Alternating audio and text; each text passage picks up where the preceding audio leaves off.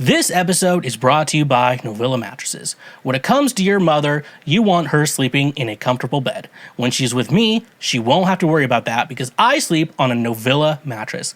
Let me tell you, when your mom is at my place, she is sleeping on a very comfortable mattress and she is going to get you one as well.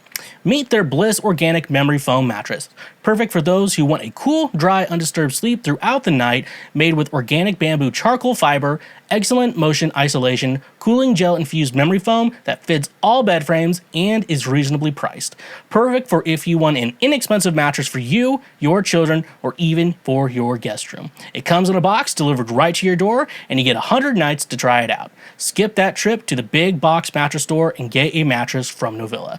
Throw out that cheap Walmart mattress you got in college and get yourself a mattress made by Novilla. Using promo code Schweezy or the link in our description, you can save 10% on any purchase through Novilla directly. Try out the mattress that your mom tried out last night. Again, that's 10% off using promo code Schweezy. And a reminder, when you use our links, you directly support this show. When you want it the most, there's no easy way out. When you're ready to go and your heart's left in doubt, don't give up on your faith, but come to those who believe it, and that's the way it is. That's the way it is. Hello and welcome back, my fellow Schwoke Lords. What is going on? Welcome back. It's your boy, Schweezy, aka the Foreplay King, back at it again, bringing you the Lord's trademark favorite podcast. What's going on, everyone? How y'all doing? Things have been weird. I've had, remember last week we talked about how that day we topped the worst diarrhea that I've ever had in my life. And we as in I, concluded that the cause of the problem was food poisoning. Yep, it was food poisoning. And the worst part of it is I was dieting really good. And I was like, you know what? Hell, let's do a cheat day. And I thought that was it. But no, dude, I was like so fatigued just from, I don't know, just how tired I was honestly the worst part. The diarrhea was also pretty bad too. I don't want to like make the diarrhea look out to be like it wasn't the diarrhea's fault. Like that was a big cause. It doesn't rank my top list of worst diarrhea unless it was bad. Okay, it has to be bad. Like the number 3 right now is what was it? Jersey Mike's, and yeah, I just had a Philly cheesesteak at Jersey Mike's, and it was just like, "Rrr." That's what my body felt like. "Rrr." The second one is toilets breaking. That's what that sound is. In case you wanted to know how sounds work, because sounds are supposed to be good. If it's sounds coming out of your body, are those supposed to sound good? Because I don't think I've ever had like a decisive answer on that. Like, let me guess. Is that sound that came out of my body, is that a good sound? And a couple weeks we're gonna talk about chiropractors. I have a plan. It's maybe a month or two, but we're gonna talk about chiropractors. And there's a big thing with chiropractors that a lot of people think that chiropractors are like snake oil salesmen. And that, like, the pop they do in your back is just like a placebo and it doesn't actually do shit. And I figured out that there are a lot of chiropractors who are full of shit. Apparently, that is an industry that if you need help in, you really got to... is that a lawnmower? Or a plane. I don't know. It's weird because I'll hear things outside that the mic does not pick up, even though I'm monitoring what the mic is picking up right now. It's super fucking weird. We're talking about food poisoning, diarrhea. Oh, I forgot what I was talking about. I guess that means we have to move on. Shit like that. We're talking about diarrhea and food poisoning. I can't even think about where I was. on that marker. Anyways, though, yeah, so if you have food poisoning, I didn't vomit. That was weird. Of course, I don't really vomit much as an adult. I don't think the last time I vomited that did not involve alcohol, I want to say I was in high school, and I got a little bit on the carpet. I got a little bit on the floor. It wasn't much, but I got a little bit. But I'm usually like always good at hitting the toilet, always good at getting to the toilet and vomiting. I'm always good about that. Yeah, so I'm usually pretty good about vomiting. So, yeah, I don't think I literally haven't vomited. I have vomited since, but it's been a minute since I vomited from that's not included alcohol. Do adults vomit? Are adults, like some adults make themselves vomit, and that is not condoned by this podcast. You don't stick your finger down your throat. I don't even think I've ever been able to even like make myself vomit. I've never made myself vomit. I think I've gagged a lot. I can make myself gag, but I've never been able to like force myself to vomit. Anyways, though, that's a cool story. That's a great way to start. Y'all are going through your days and your weeks, and you're just like, wonder what's going on in TheSchweezy. He's like, I haven't vomited. The only time I vomit is when I drink alcohol. So that's a good question. I need for everyone here to answer today. Do you vomit as an adult when it doesn't include alcohol? Because yeah, I really think that all my vomiting is because of alcohol. Never vomited from weed though. Some people, I don't do bong rips. Apparently, if you do bong rips, people like this. You can make yourself vomit from weed, but it's like bong rips are usually the case there. That's what a lot of people tell me that. Yeah, that's why I don't do bongs anymore. Don't do bongs that often anymore. Like if bongs are your go-to way of consuming cannabis, that's cool. I love how a lot of dispensaries, in most states, like when a dispensary starts, it's usually in a state with where it's just like medicinal is legal, but like nothing else. So their main clientele is that. But then eventually, if medicinal is legalized, what will happen is people in the community will get it, and then a lot of people who are against legalizing weed will be like, you know what, it does not, they're not really doing anything. Really, like, of all the drugs you don't want people, meth,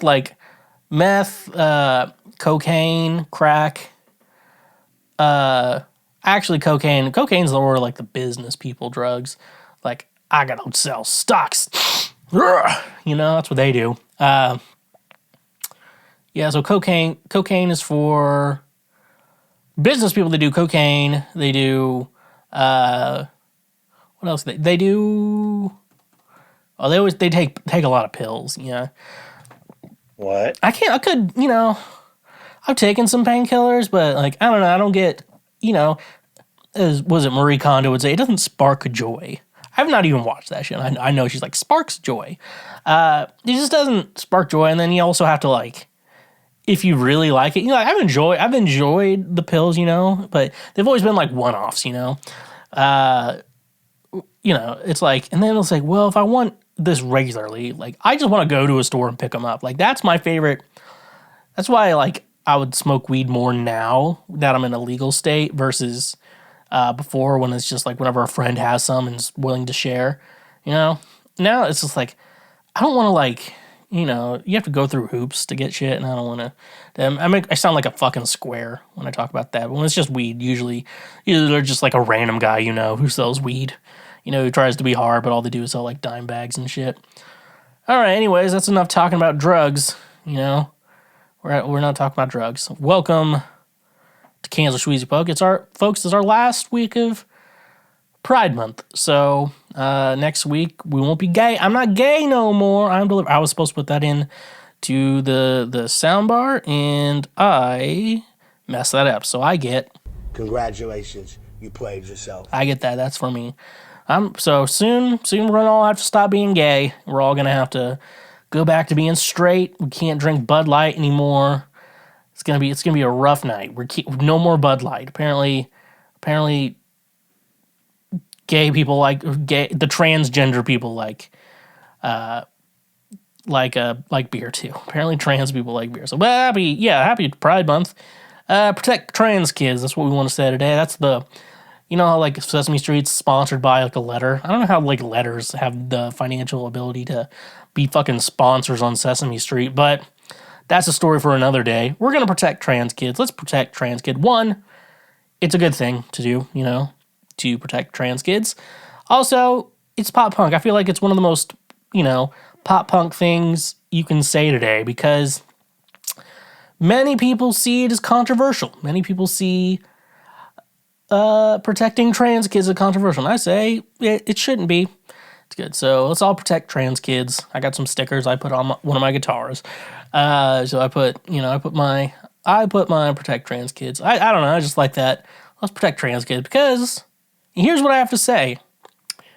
Just because your gender didn't align with the one you were born with does not mean you deserve to have harm come your way. It's not even like a viewpoint thing. Most of my viewpoints are just like morality type shit, I just I shouldn't have to, that's why I don't really like to argue. I just kind of I used to get drunk and just harass Republicans on Facebook. Then they all unfriended me for some reason. I can't understand why I get unfriended by a bunch of conservatives when I make fun of them and prove them wrong. And a lot of them are Christian too. And so everyone's like, you need to read your Bible. I'm like, I have. That's the problem. I have. And now I'm here to talk about it. So anyways, everyone protect trans kids. If you see a trans kid, neighborhood, get your shield out and your sword. Protect them. That's all I have to say. That's how they need protecting, with swords. And if they have a gun, make sure your shield can block bullets. I do not know what metal is needed to do that. And you're foolish for asking me what kind of shields block gunfire, because most of my combat skills come from Tears of the Kingdom and Fortnite. So for you get the... Congratulations, you played yourself. How the laugh button hit too on that is such a surprise to me because they are nowhere near each other on the soundboard. That's the thing. They're nowhere near each other. Anyways, y'all played yourself, and sucks to suck. I identify as a fucking threat. Okay, anyways, though, make sure you're checking out my music wherever you stream music at or buy music, if you're one of those people. I do have a new song on the horizon. We are getting getting the final mix done of that too, and then we schedule everything out from there. Yada, yada, yada, music business. Bullshit. But anyways, though, make sure you follow me on wherever you stream your music at. That way you know when the things drop. And another way to know that is by following me on social media. At TheSchweezy, wherever you get social media, TikTok, Instagram, Facebook, Twitter. Sometimes I'll pop in. It's usually nonsense every time I pop in there. Make sure you go over to twitch.tv/TheSchweezy. This Thursday, I want to tell you, here's announcement time. This Thursday, I'll be defeating Tears of the Kingdom. I think I'm going to beat at least the main storyline. I think I'm going to defeat Ganon is what that entails. I got all the temples done, and now it's on to Ganon. So I'm going to be, building up my arms and stuff for Ganon, and it's going to be fun. It'll also be the last time I stream for a minute, so I'm going to take a break from streaming. And with Tears of the Kingdom, that's going to be the sign that, hey, this is a finale. We're going to be taking a break. When will I come back to streaming? I'm not sure yet. A good possibility will be the Pokemon Scarlet and Violet DLC. So that is something you can look forward to whenever that comes back. That's probably when I'll get back to streaming, but I want to take a break, at least for a couple months. I don't know when the DLC comes out. I think maybe he said winter this year, and then early next year is when we get part 2. So, interesting stuff there. But anyways, though, If you are subscribed to Schweezy, if you're subscribed, you can still do that and can still financially support me by connecting your Amazon Prime account. But I would say you don't have to. I still need to get we have Cash App link. We're getting a Cash App and PayPal link set up for you so you can donate there, like our Patreon page. The Patreon page might go away. It might just be a tip jar through PayPal and that shit like that. Maybe I can make myself like a nonprofit so y'all can get tax breaks. That'd be hilarious and illegal, but hilarious. I'm a charity. Cancel Schweezy charity. That's hilarious. Yeah, so make sure you can find the support there and stuff like that. Make sure you check out our YouTube page if you're on the audio side. Make sure you're subscribed and leave a comment wherever applicable. That way we know your thoughts. Because I do like to know your thoughts, even if you're gonna be a dick and disagree with me. I still like to know, and I like to know when I'm wrong. You know, I usually am not, so that's why most of you never probably comment on there that I'm wrong.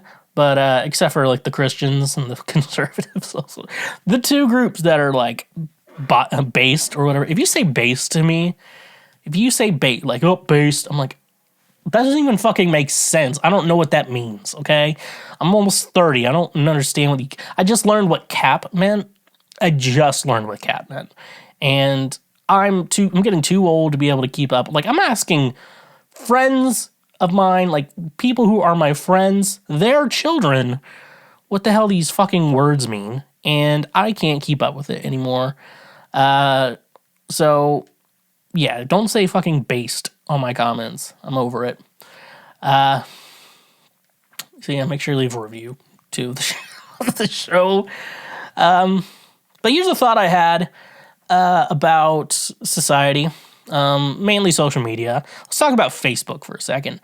So I've come to realize each generation is a little different when it comes to what they share on Facebook. So let's talk about it here. So I'm going to talk the boomers, Gen X, millennials, and Gen Z. So the boomers are the ones who boomers and Gen X, I would say they fall in the category too. They're the ones who overshare way too much. And the funny thing is, the boomers for sure, maybe some of the Gen X people, they were raised by, I think before the boomers, it was the silent generation, which is funny because if you ever met a boomer in real life, you know they won't shut the fuck up.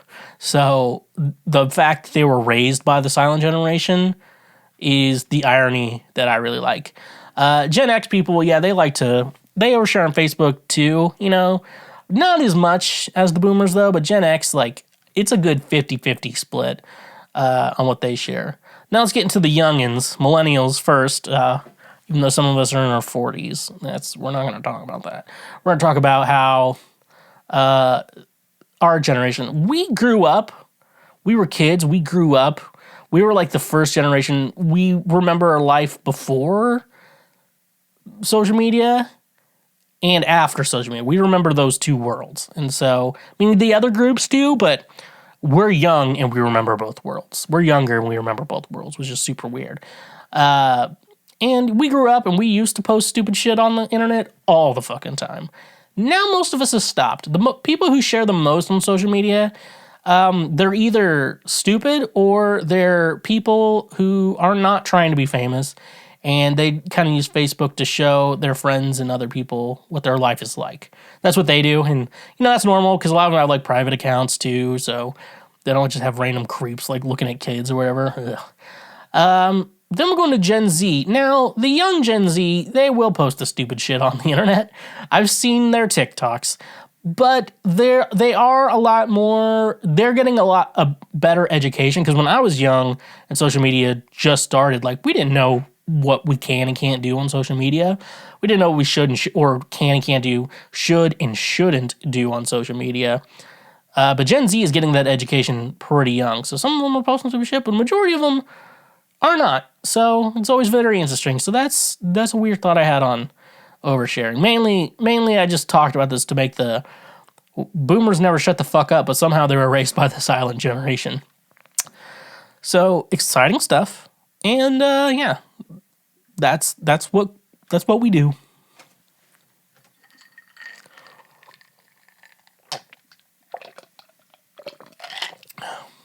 Relax, just soda water. Calm your tits. All right, let's jump into previous week right now. It's just the news from last week. That's all we're doing. I don't want to spend forever explaining that. Let's just jump into it. This is from ABC Eyewitness News, so someone had to have seen this shit. 21-year-old law student finds loophole, heads to NBA draft in Brooklyn. What? In just a few days, basketball's brightest young stars are hoping to hear their names called in the NBA draft. Names like Victor Wembanyama, Scoot Henderson, those are the most opposite names, are Victor Wembanyama and Scoot Henderson. You know those people grew up on different sides of the world. And Jordan Haber?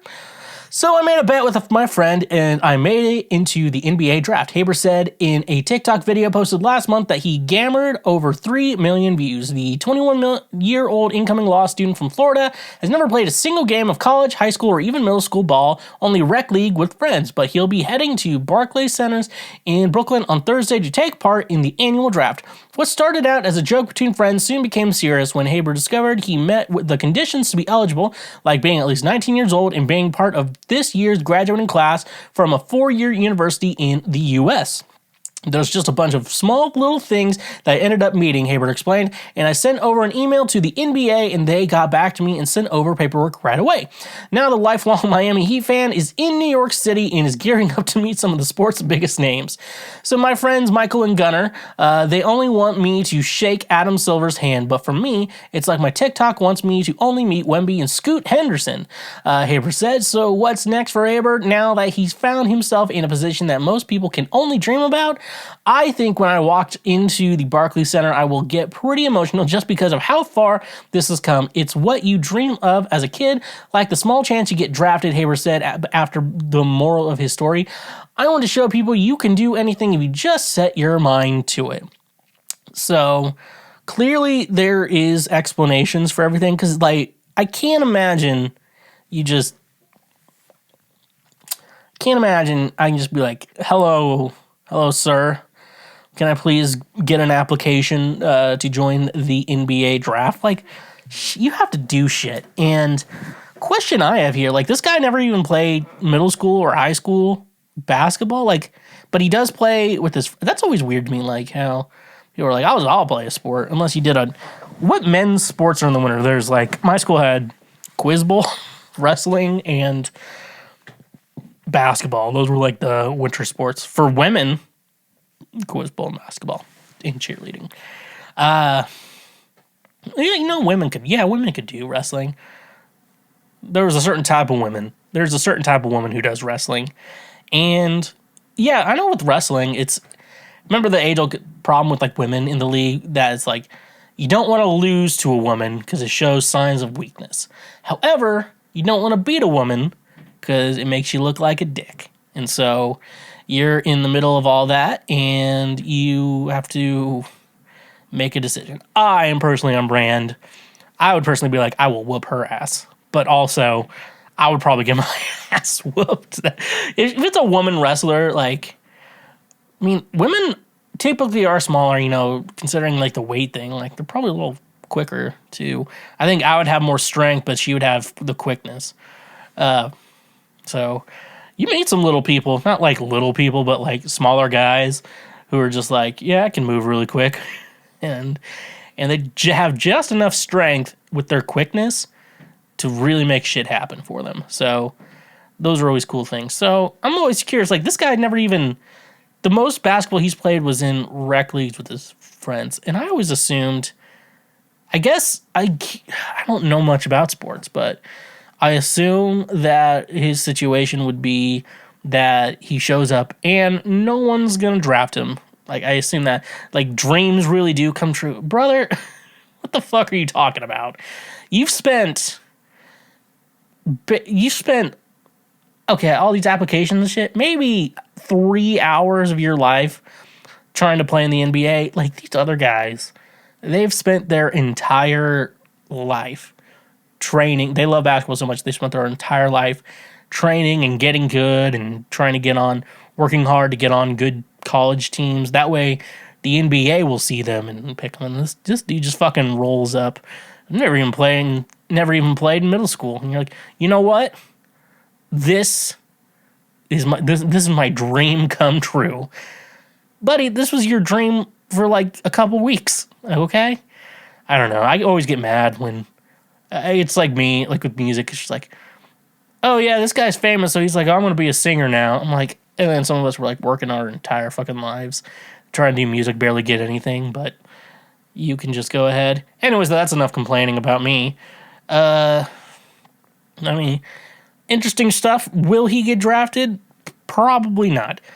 I would like to know the loophole. I probably should have actually watched his TikTok at the beginning of this, so I'd actually know what to do. So, that's rough, buddy. Sorry you didn't get drafted into the NBA.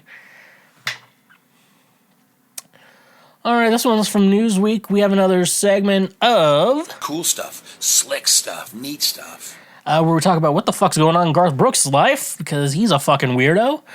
Rob Schneider suggests Garth Brooks shut his mouth about Bud Light. I identify as a fucking threat. Rob Schneider thinks Garth Brooks will do his best to stay out of sensitive debates in the future after the reaction he received from Bud Light boycotters. The comedian and former Saturday Night Live cast member was speaking about the country singer with Fox News Digital ahead of his comedy special, Woke Up in America, which will air on Fox Nation. Brooks recently told Billboard that he won't be banning Bud Light at his new bar, despite other musicians like Kid Rock, Travis Tritt, and John Rich distancing themselves from the brand. Okay, that's not Garth. I think next time he's going to stay out of it, isn't he? I think Garth Brooks next time is going to shut his mouth and he's going to pretend like I don't have anything to do with what beer is chosen in my restaurant, Schneider said. Bud Light and other brands under the parent company Anheuser-Busch InBev have been boycotted since early April after transgender influencer Dylan Mulvaney was sent a personalized can of beer ahead of opening his Nashville bar, Friends in Low Places Bar and Honk Tonk. Brooks has confirmed he'll be selling Bud Light alongside all other kinds of beer. A week after these comments, Brooks doubled down during his live stream inside Studio G. He confirmed that he loves diversity, and that meant that all are welcome to his new bar. A faction of MAGA Republicans has since vowed to throw out Brooks' music over his willingness to stock Bud Light. Schneider said, I think the culture is in a very weird place of hypersensitivity, only way or the other, and I think that's why most people shut their mouths. I mean, just from a business standpoint, just shut up. Say, I have nothing to do with it. I'm just as susceptible as Garth's ego. You know, he had to put this in. Well, I think you know I'm a good person because I did. And it's like, shut up, Schneider said. As I was saying on Fox and Friends this morning, I sound like a baseball player who apologized for upsetting people because he dared give an opinion about what was happening at one of his favorite shopping places, Target. And then he apologized to the fans and friends, and then he still gets booed. So there is no route. There is no road to forgiveness. There is no way to make amends. Schneider said that with the liberals, you're just out. You're out forever, and that's it. You're out. Brooks' comments appear to be indicative of a rift within the country music scene caused by the Bud Light boycotts. John Rich, a Big and Rich, disagreeing with Brooks' stance, but wished him well amid his decision to sell Bud Light at his new bar. Everyone has the right to market their business however they see fit, and Garth is regarded as one of the greatest marketers of all time in country music. I'm sure his new place is beautiful, and I wish him well, he wrote on Twitter earlier in June. Schneider's comedy special, Woke Up in America, is available to stream on Fox Nation now.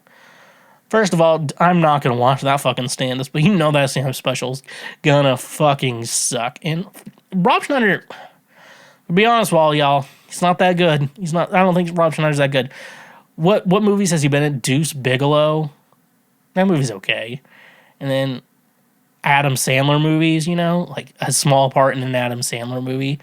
You know? Like, I don't know, he's the anti-woke comedian that your uncle likes, you know? And I guarantee, first of all, title of the special is called Woke Up in America. So the woke part, they're going to make fun of people being woke.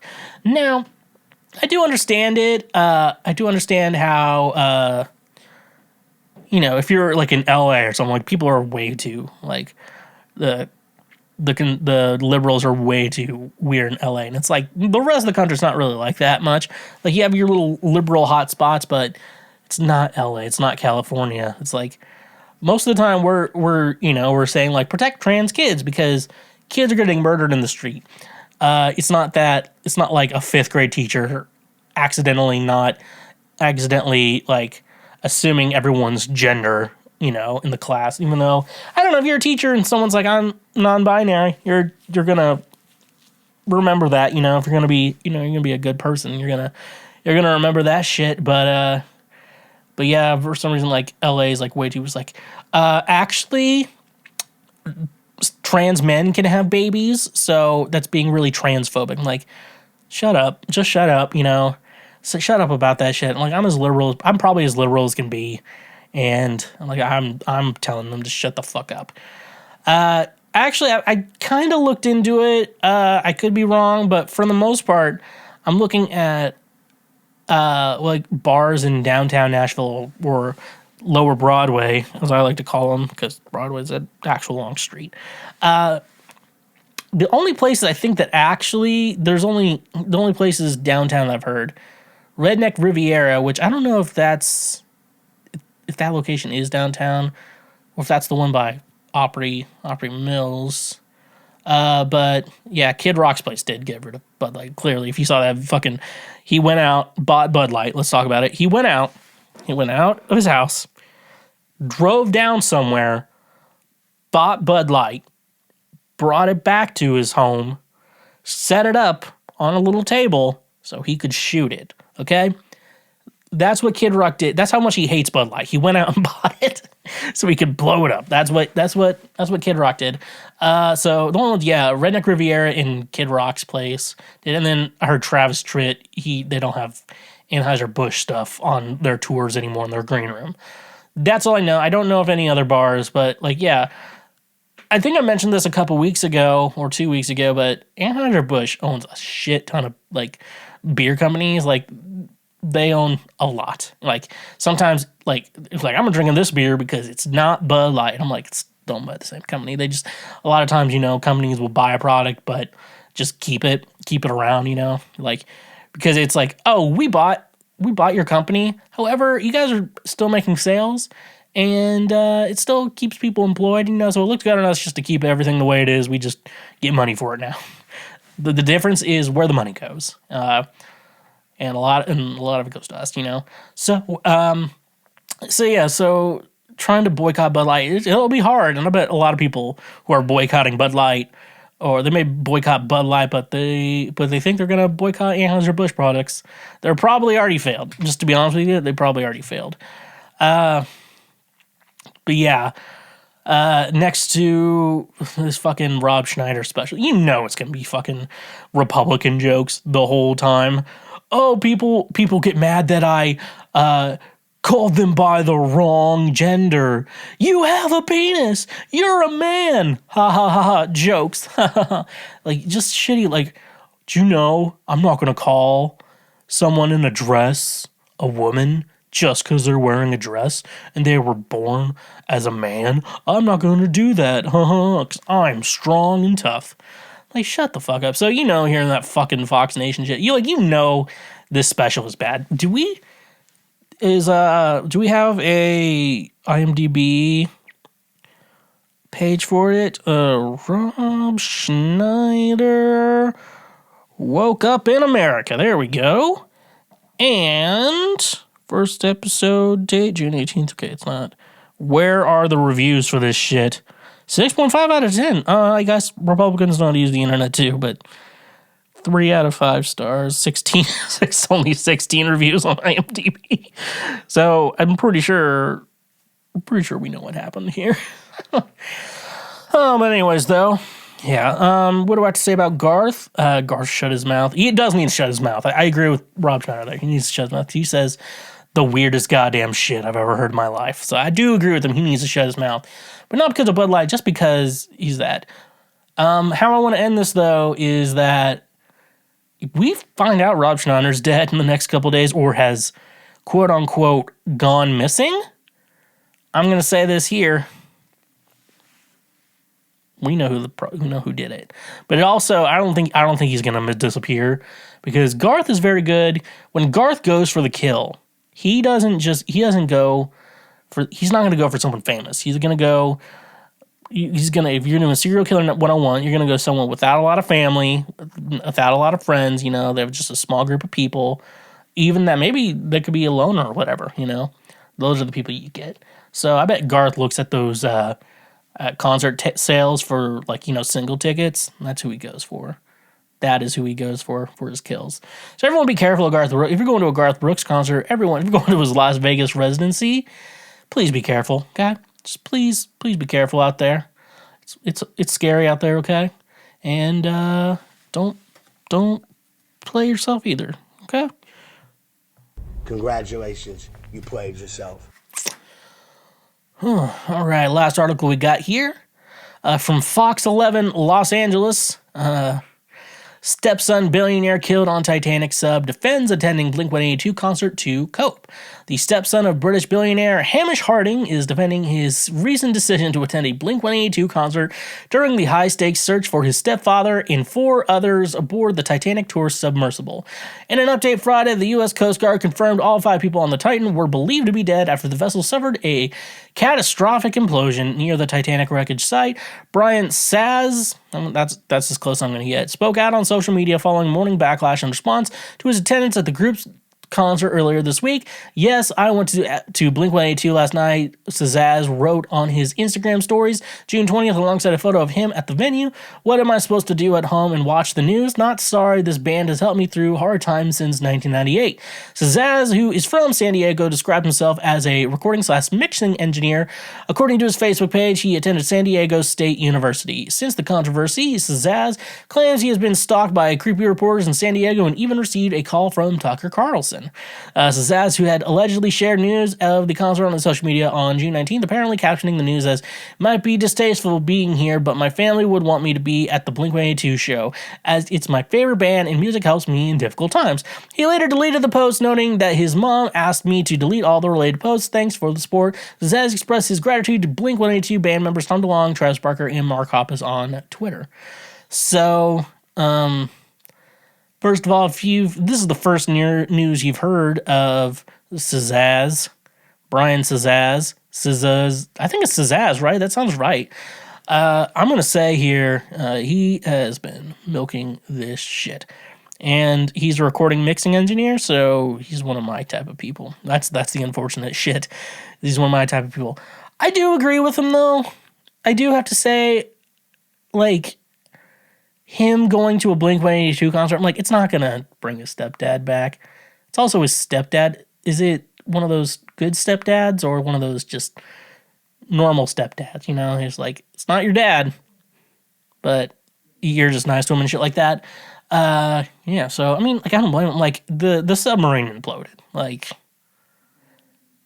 I think, last year I had a family member die. And I gotta say, sitting around and doing nothing is definitely not a good thing to do. Like, keeping yourself distracted, is always a good sign to get through shit like that. So, I don't necessarily blame him for doing that. Like, it's not like they're doing a search party. Like, he could have been helping. Like, I don't think he should have been. Apparently, no one should be doing that. Apparently, no one of that shit. But a lot of people are talking about how, like, everyone on this vessel, one with, was it Ocean Gate, which is funny because it sounds like Watergate, but it's Ocean Gate. One of the big things is that it's $250,000 to even be able to get on the submarine, to even go down to see the Titanic. So, like, a lot of these people, I've seen some, I watched the documentary, someone posted the clips on TikTok, that's how I saw that shit. They posted the documentary on their, on TikTok, and it showed, like, what they do and stuff like that. And, some people are actually, like, they love the Titanic so much, they fucking saved money from their entire lives to do it. So there's some of those people, so we're not talking about those people. We're talking about the rich assholes, like, I have $250,000 I don't need.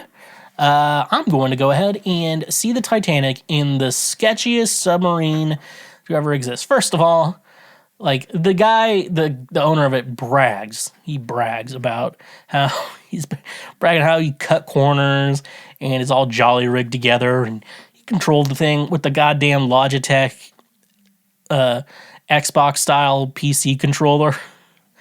Which, like, I think about it, I mean, if you don't know, your game controller, all that really is I think the joysticks are a little different, but the buttons on it, they're just kind of like keyboard inputs, Like how your keyboard works is basically that, but it's in the shape of a controller and programmed that way. So basically, he's just guiding it with a $30 controller, and then he had and he's like, a modified, and like, I don't know how much he can actually modify.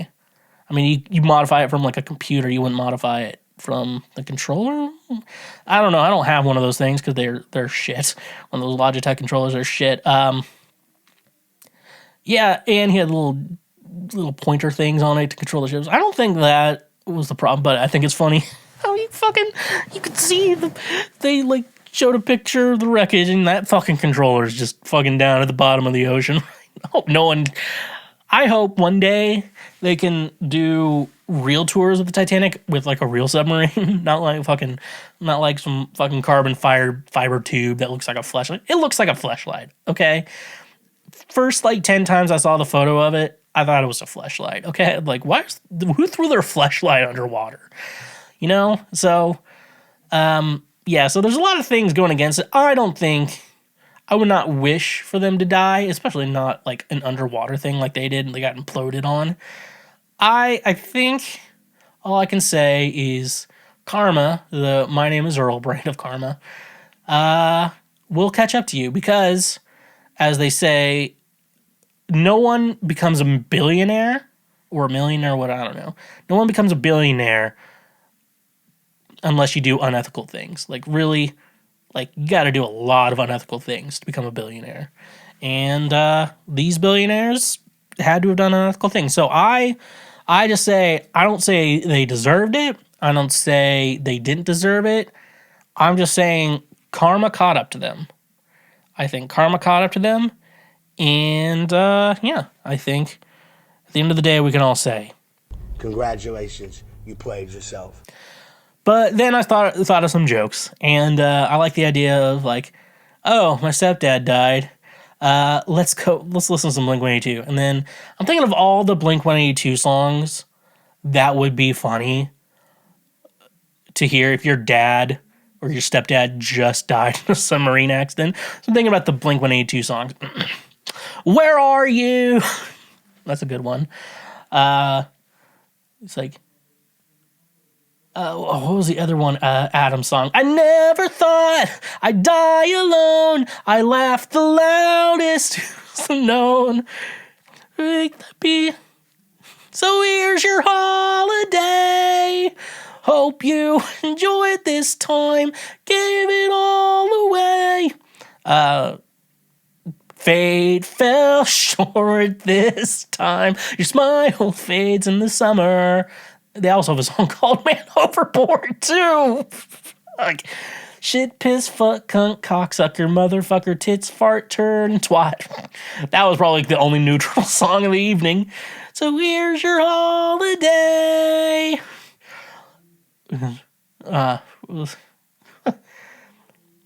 That's about the time he walked away from me. That'd be funny if this dude was 23 years old. Let's go. Don't wait. This night's almost over. I don't know, that one works as well. Bored to death and fading fast.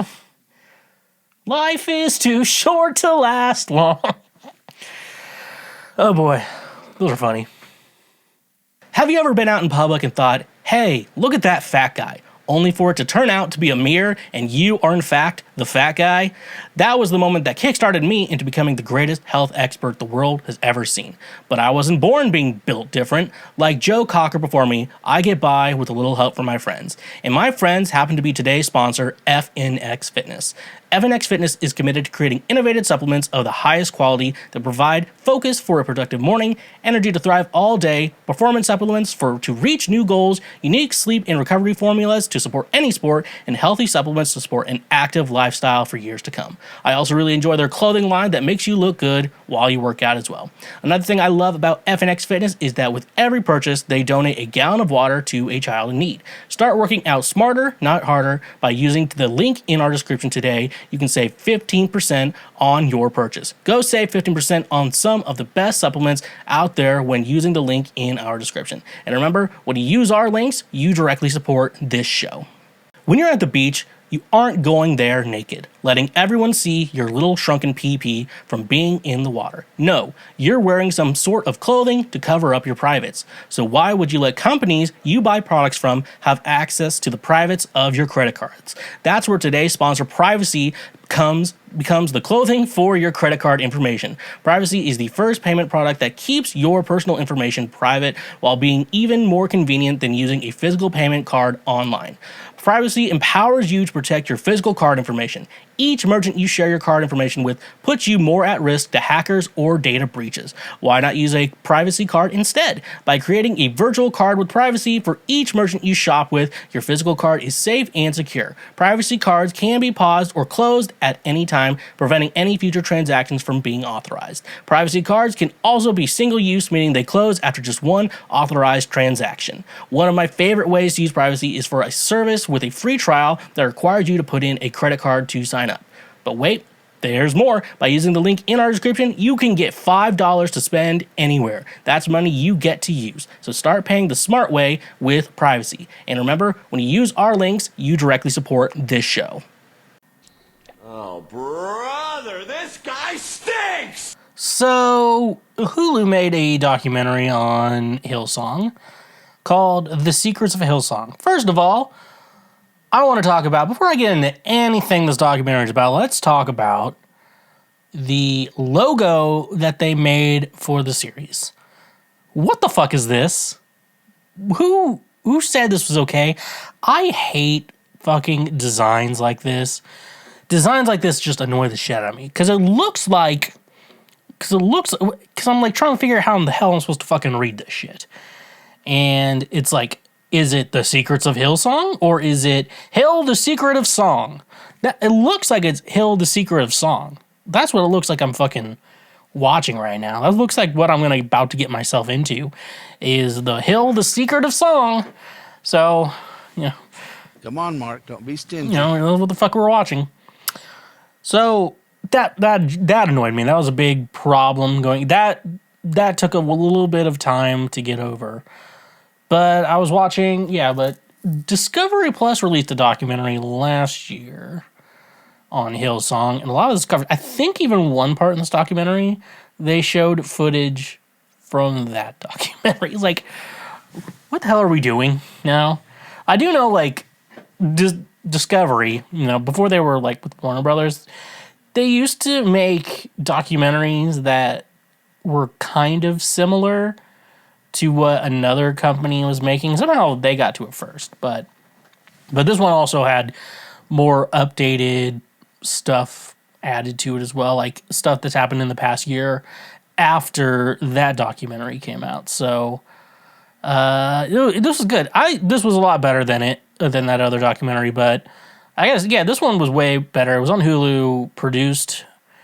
It aired on FX, and it was produced by Vanity Fair. And Vanity Fair usually, I don't know if it's fake news or not, but they usually put some quality into their work, and so Cool stuff, slick stuff, neat stuff. So I already knew a lot of this stuff, but I'm here to say that we learned a lot more. So this is a 4-part series about Hillsong. They go over, their start, their rise to glory, and then controversy. Which I've been in church. I was probably in church around 23, 24 years of my life, and I gotta tell you, there's always fucking controversy, drama. It's always in church. Church should be the last place to have controversy, because you're supposed to be, in your eyes, you're supposed to be the good guys, and and it's different from churches I saw a 24-year-old girl with a nice little tight body, and it made me want to have sex with her. It's nothing like that that the Christians get about it. It's stuff like, yeah, I cheated on my wife, and when I broke up with this girl, I said, you have nothing, and I bankrupt people, and I ruin their careers, and stuff like that. So, yeah, we're talking about that. But the big thing that this documentary has that the other documentary does not have is actual interviews from Carl Lentz. Carl Lentz, who you may know, had a dick V. He worked out, he looked good, and he had a dick V. And TikTok decided to block that video that I posted talking about it. And I gotta say, TikTok, you literally let people post videos of prolapsed anuses. I've seen multiple prolapsed anuses, and I'm going to tell you, I don't think kids should see that shit. But you allow that shit from Howie Mandel. However, though, I post a picture and talk about Carl Lentz's dick V, and at the end of the day, that's a positive thing. Dude looks good. And I was saying positive things. I've never saw a pastor with a dick V before. And TikTok's like, we can't have you be fucking spreading this nonsense. Oh, prolapsed anus, go ahead. Fuck you, TikTok. But also, thank you for entertaining me. So they got interviews from Mr. Dick V himself, Carl Lentz, and his wife, Laura. And I will talk about them in a little bit. But first, let me go back into... let me give you a little background try to give a good background on anything. A summarized background of what is going on and what has been going on with the Hillsong, why they're so controversial, and why they're pure fucking evil to the church. So I guess this documentary really gets into Brian Houston, and basically what happens, I guess his dad was a pastor at a church, and then Brian Houston took over, and then he was really focused on the music, and I guess they came up with the name Hillsong, and then Hillsong, the music, all the music group and, whatever they have there, they all, they just decided to name the church after that because it got so popular. It's just the Hillsong Church. That's basically where it was. I remember the Kansas City one of that, and I had a lot of friends who went to. People don't really talk too much these days. That's for sure, and I don't know if they still go there. They're not the best examples of Christians in the world. Just, most of the terrible people I know really into church. So, and they're like, I want my kid going to a private Christian school. Like, yeah, that's cool. That's cool little brainwashing there. But yeah, they talk a lot about Brian Houston. So yeah, they became big from that.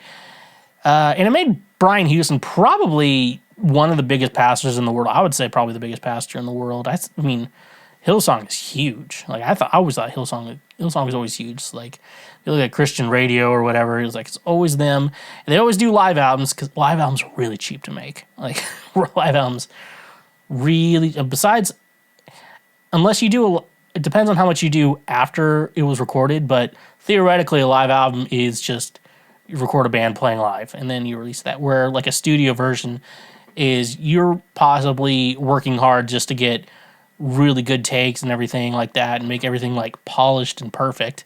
Where live you don't really have to do that. You just play and things go from there. Sometimes you come back. A lot of people come back in and overdub shit, but I don't know what they're doing. So yeah, and the big thing is then Brian Houston created Hillsong. Then Carl Lentz came along. Carl Lentz was just like really cool guy, dresses really cool, and basically what is the millennial celebrity pastor. Like he baptized Justin Bieber. He knows a lot of other celebrities, so he is like the celebrity pastor and shit like that. What happened was, we talk about in the other documentary, and they talk about in this one, where Carl Lentz was caught cheating on his wife and having an affair. The other documentary interviewed the girl he cheated on, and she was like, yeah, he was like, when they broke up, was like, you have nothing, but I still have my family. I'm like, what? That's kind of shitty. He was kind of shitty there. Talked about how like his old church before he became like a mega pastor or whatever. He basically was really terrible to people who admitted, like a couple who admitted they had sex before marriage. Ooh. Man proposes and God disposes. Speaking of God. And so, yeah, and then basically what happened was, Carl did some shitty things, and he got fired from his job for doing a shitty thing. And really, continuing on here, it really shows from there how shitty mega churches are, because they're really just a way for people to make money. It's like a great way for someone to make money. I know typically I wouldn't say going into being a pastor for money, but if you get a job at a mega church, especially if you get a job, I will say this, because Nashville is where the Christian music industry exists. So if you can be like a worship pastor or even a head pastor at like a big church in Nashville, you're fucking set. You're making six figures at least. You're at least making six figures as a pastor, which like I always assume that if you go into ministry, you're not doing it for the money. You basically take a paycheck just so like you can survive usually. And these people do it to become rich, and because they're narcissists. A lot of pastors are narcissists, which leads me into, the big interviews with Carl and Laura, because I was like, yeah, Carl is just probably a narcissist, and I know I'm watching it through the TV and everything's edited and everything from there. But Carl seems like he's trying to do better. I still believe he believes in the Christian thing, which that's for another time. But he really is trying to. He does seem like he's trying to do better. He just decided to stop being a whole like a celebrity or whatever. He works a job in like advertising. They showed that in the job. The thing with his job in advertising is he still dresses the same for the most part. Probably the price tag is a lot lower on his clothing. Like probably the price of his clothing has gone down, I would say. But overall, he still kind of dresses the same. And, I'm going to be honest with a lot of you. You don't have to spend a lot of money to dress good. Like, it does not take... People are like, I have to wear Versace and stuff like that. I'm like, no. Even actual rich people don't dress like that. They dress nice, but you can dress well without spending a ton of money. I think that's just really true, and I think Carl still dresses nice. But he just stands out because he looks like a hip pastor still. Still like running around and stuff like that. But him and Laura are still together, and they still have their kids together, which is I always think is interesting to hear. I'm not married or divorced or anything like that, but like when like an affair happens in a marriage and the couple decides to work through and stay together, I'm like, it's very interesting. I think that really does show. That really does show. Like, I don't know if it's love, maybe like a good partnership or whatever. I don't know. What do you guys think about that? And like, she had every right to divorce him, but like, she didn't. They're working it out. They're probably still working through it. I mean, it's just happened how it is and stuff like that. So that's cool. So is Carl Lentz a good person now? In the public, he is trying to do better, but is he better? I don't know. I don't know the guy. So sorry. Justin Bieber likes him. I don't know if that changes anything, but I think he still likes him. Here's the big T on the series, though, and I think this is a really interesting thing. So, the Hillsong Church, like Brian Houston and probably a ton of other people, and they give examples of other people. Like one guy, like groped a woman, like he was in a position where like he got drunk and students weren't allowed to get. It was like the Hillsong School in Australia. Thought about going to that at one point. I knew a guy who went, and I don't know him anymore. I just knew a guy who went, and you know what? I'm glad I didn't. One of those church jobs would have been nice, but like a church worship pastor job, I don't know if I'd probably just shoot myself in the fucking brain having to be like, you are holy, and then like hearing Jesus is the only one that can satisfy, and I'm like, have you tried jerking off? Even a bad jerk off, still comes out okay, like you're like save sex until marriage, save sex for like maybe someone you care about and it's not wanting to be with you or be around you for sex, that's a good strategy. But like Brian Houston, he's been having scandal after scandal after scandal, and the church just covered it up. Which, when you think about that, you're like, yeah, probably he's the leader of the thing. They're probably going to cover up shit like that. But however, when Carl Lentz went through his scandal, the church immediately fired him for moral failures, I think is what they said. But Brian Houston has been doing this fucking shit forever. Like, he's at least, I don't know if it's assaulted or came on really weird, you know? Because I never know with that, because if like a guy hits on you or acts weird around you, that's one thing, but it's like when you intentionally grope and the woman feels uncomfortable and shit like that, you know, there's a line, you know, and, you know, and I think he probably crossed the line. I don't know how far he crossed the line and shit like that, but he's been doing that forever, and the church has been covering it up and like paying out people. It's crazy to think how Brian Houston handled Carl, probably because Carl was probably going to start his own, probably do his own thing and break off from Hillsong, you know? And he's like, I got to plan a church. We got to reach everyone. And, you know, I think he intentionally wanted to be a New York pastor.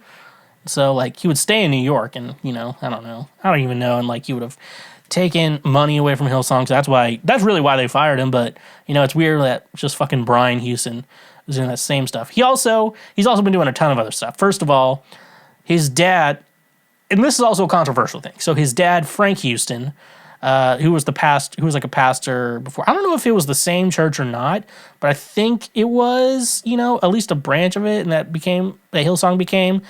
Their founder, Frank, he was a known pedophile. He always assaulted. It's always boys. Why is it always boys? You know, do you think like that the fact that like we're more open to being gay now will stop little boys from getting? It's not going to, but like, and I mean, I don't know. It's like the whole sexuality thing. I don't know. Yeah, I guess it'll probably still happen, but like people, like guys were like very scarred from this shit. Like they were having a Bible study at their house, a kid here asleep, and all of a sudden, fucking creepy old Frank just breathing on. He clearly breathes with his mouth. If you look at a picture of Frank Houston, he clearly breathes with his mouth, and it's fucking disgusting. And yeah, he'd go in there and just fucking do gross shit. Ugh. I don't know. Pedophilia just makes me feel gross. Does everyone feel that way?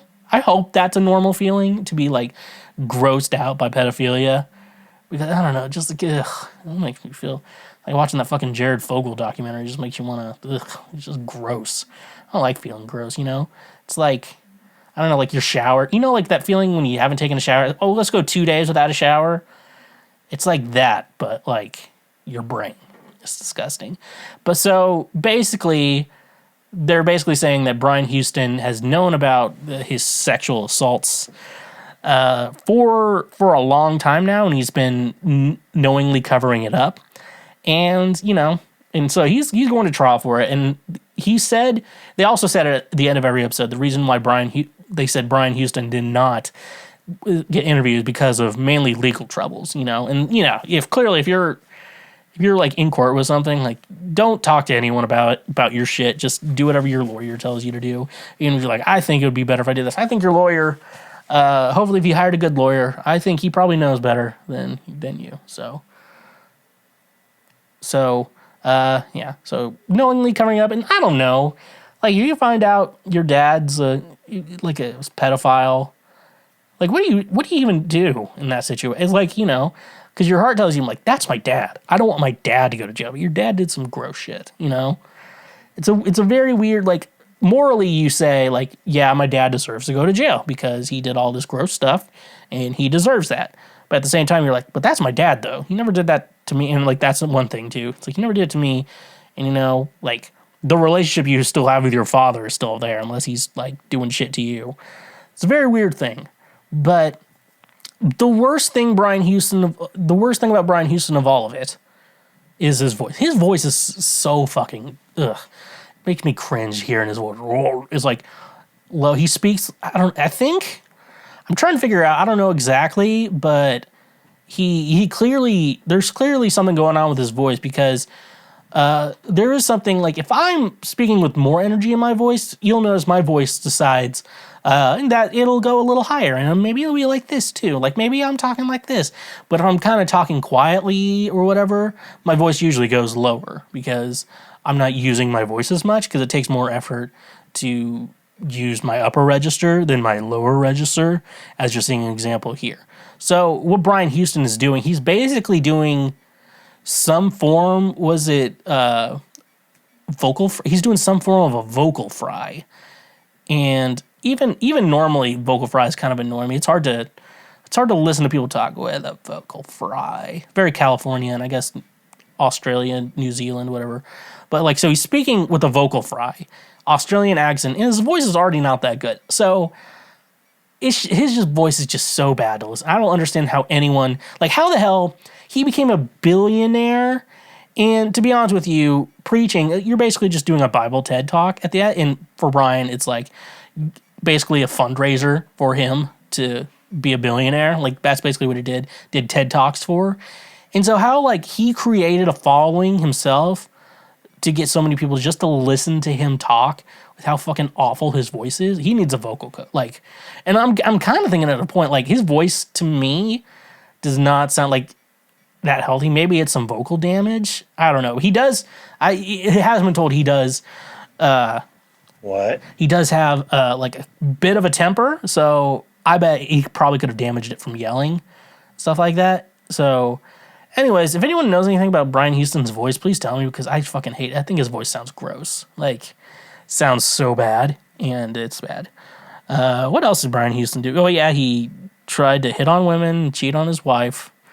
And, you know, then obviously scandals with other people and cover-ups and stuff like that. But yeah, so Brian Houston's a piece of shit, and you can clearly tell. Like, I don't know if Carl Lentz is a narcissist, but 100%, I know 100% Brian Houston. He's 100% a narcissist and a terrible person. So if you're still, you know, checking out Hillsong and still enjoy their music or their pastors or their church or their, you know, whatever the fuck they do these days, because they have, like, gone downhill a lot. Like, you know, they're built on pedophilia. Oh yeah, and let's not forget that basically all their church funds went to, like, luxury shit that he was doing, you know, like, and they were keeping, like, receipts, like, oh yeah, Brian needed this $300,000 watch, so we had to use the church money to get it. Like, that's how he ministers to people, like, you know. And people would be like, "You're just a hater." Like, let's talk about it. Didn't Jesus say it's easier for a camel? Was it the camel to walk through the eye of a needle than for a rich man to get to heaven? Like, the Bible, like, is clear. Just like, it's so clear about, like, how rich people, it's hard for someone who's rich to go to heaven. And I think we talked about this earlier in the episode. There is no ethical way to become a billionaire. If you are a billionaire, you did a lot of unethical things. And, like, you know, and you hurt a lot of people on your way to get that $1 billion. And so, yeah, at the end of the day, these people are just awful and annoying and the worst human beings to ever exist. So I saw this and I wanted to talk about it. It's BuzzFeed had a list. I'll just let's see if we can get a thumbnail. Okay, I think maybe that's a thumbnail. Maybe we'll see what the thumbnail is. Let's just go right into it. Okay. 18 of the most ridiculous, pointless, and absolutely baffling trends that have ever existed in human history. So, someone on BuzzFeed found an Ask Reddit, which is not much different from what I do on this show. Just ridiculous trends and stuff like that. So let's go through these. I'm interested in this, and I'm going to see what's going on. All right, we don't need to read that. The gallon smashing prank, where a person would purposely drop gallons of milk in a grocery store while making it look like an accident, leaving a huge mess for some poor supermarket employee to clean up. Yeah, that's just fucking mean. Dude, I never liked those, if it's a trend where, like, you're just gonna ruin someone's day, you know, I don't think first of all, it's not a good prank. The best pranks, I think the best pranks are, they're, like, small in repercussions, you know, like, nothing bad's gonna happen, but, like, once you figure out it's a prank, it's just like, that was good, you know. That's what a good prank is. You're like, if it happens to you, you're like, you're upset, you're like, I fell for it, and you're like, that was good, you know. That's what I believe a good prank is. And yeah, and I always feel bad, like, I don't like fucking messing with, like, retail or grocery workers or fast food workers. I'm like, their job already sucks. Don't make it worse. Don't be a dick, you know. Licking stuff at the grocery store and putting it back. I remember that trend. I want to say COVID killed that one. Didn't COVID kill that prank? But at the same time, though, like, I like if you go to a smaller grocery store, they'll be able to do it. But like the grocery stores I go to, like one of them's Walmart. And getting groceries at Walmart fucking sucks. I know some people think that like you save money there, but I don't even know how much money you actually save by going to Walmart. You know, it's like it's just a horrible shopping experience. Like when you have to get groceries at Walmart, it's a horrible experience. You're like, oh, is it because everything's cheap? No, like Aldi's cheap, and I have a fine, like Aldi, Trader Joe's. Those places are fine to shop at. Like it's not a big deal at all. But like Walmart, it's just like it's fucking. I don't know what makes Walmart just fucking suck. It's just for groceries, you know. I mean, it already does suck at Walmart, but like at the same time, like I can go to Walmart and you know look at the games at the switching Xbox sections and like electronics and stuff like that. Get some, you know, whatever I need for a guitar project, like some guitar project stuff. It's just stuff you can get at stuff you just find at you know. At Walmart, but I don't know, groceries just fucking suck at Walmart, dude. For real. And don't fucking lick stiff because I think the cameras will catch you. And don't do that. I heard something that's like at Walmart they'll let you walk out with stolen goods, but like they have cameras everywhere, so it's like they'll have your car tags, they'll figure everything out and do what they need to do. So that's why, you know, as everything's moving, I don't know. That's a controversial talk for another day. For me, I'll never be able to process the fad from the Victorian era of eating Egyptian mummies. Never will that shit not send me right back to pure disbelief, horror, and confusion. All right. I don't even like onions, dude. There's a lot of shit that normal people like and I don't, you know, and like stuff that like just will make me gag, like, you know, and it's not like inedible food. It's just like they used to cook this spinach at my elementary school and it looked so gross and it smelled so gross, and it was back then like they just put every food on your tray and if you didn't eat it you just threw it out. Pretty wasteful, you know. It was the early 2000s, and like I had to get like an extra napkin just to cover that up so I didn't vomit all over the school cafeteria. And you know what, didn't throw up I don't think I've ever thrown up at school. Have I? No, I don't think I've thrown up at school. Good for me. Good sign for me. The fact that eating a fucking mummy, I get gag at real food. Eating a mummy, did that even taste good? What was the fucking point of that shit?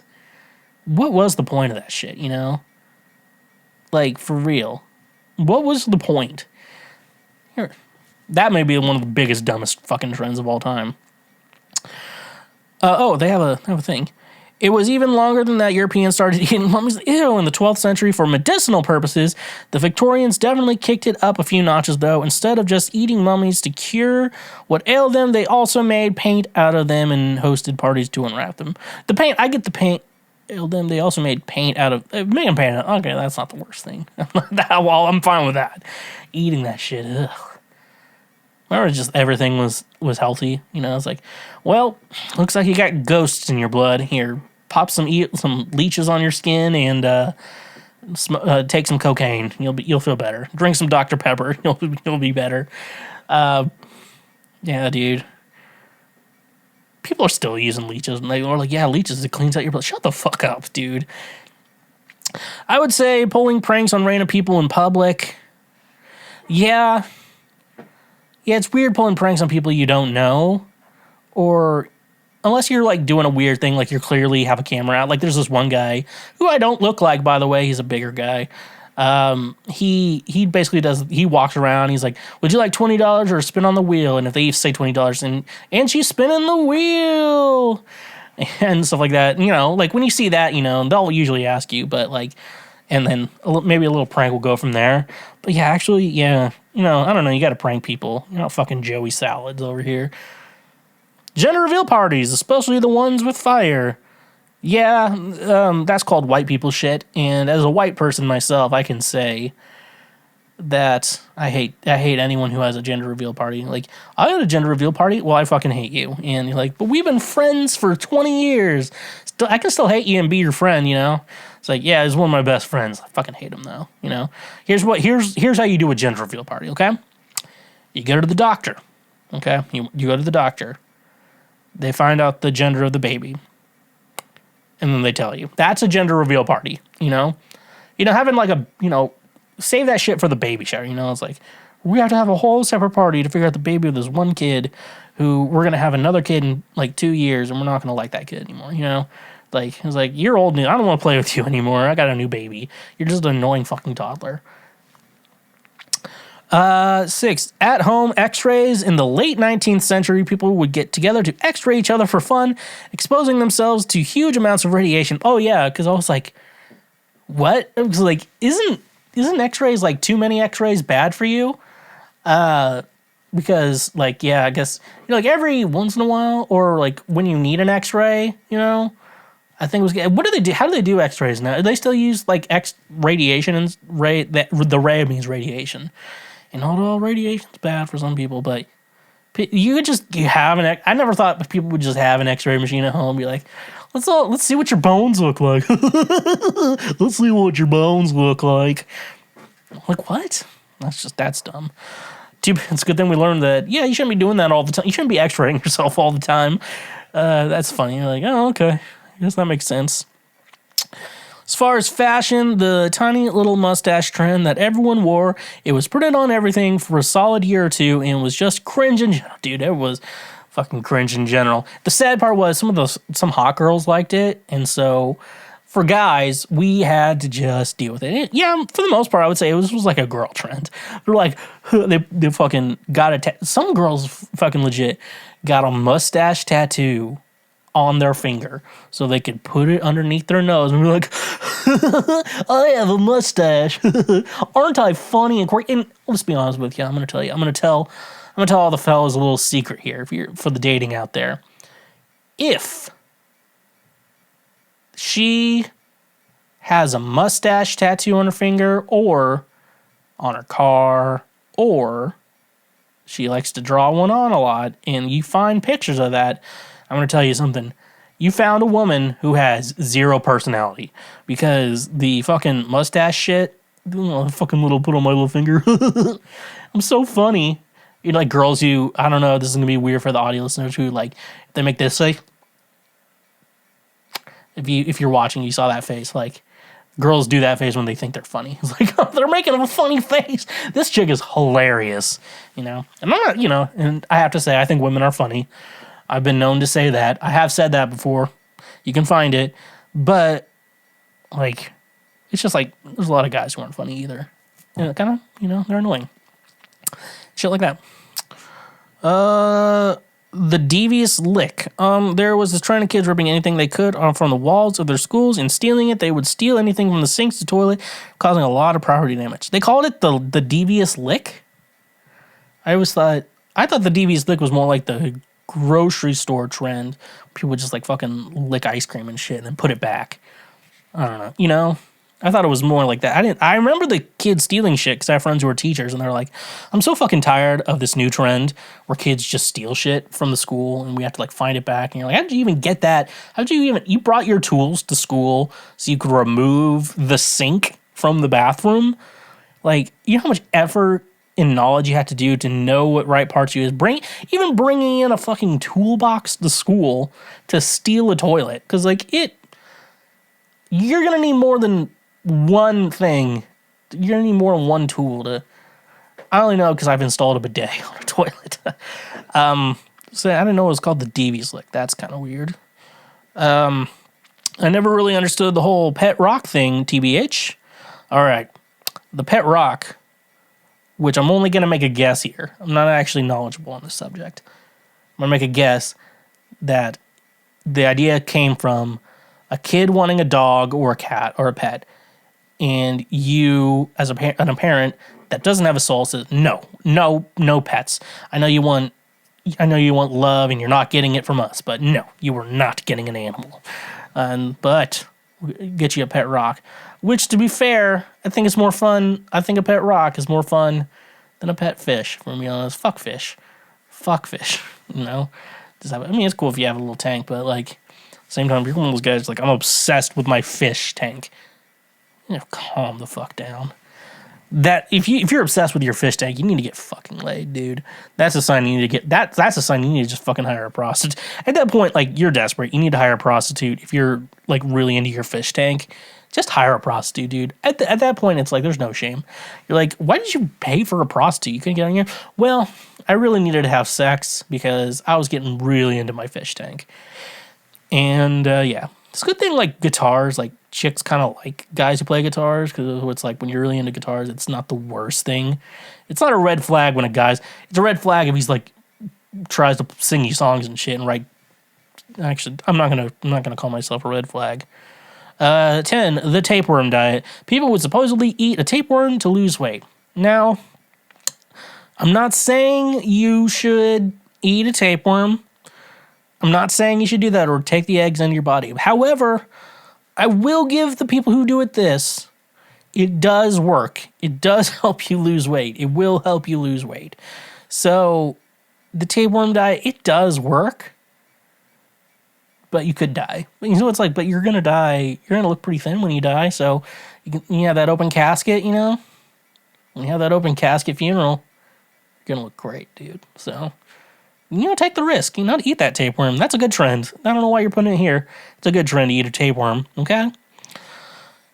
People pretending to be poor or working class without any of the actual drawbacks, like the hipster wedding in the 2000s that got a lot of flack for having a Depression-era hobo theme. Whenever I see stuff like that, I think of the Zoolander fashion show based around homelessness called Derelict. Derelict, I think, yeah.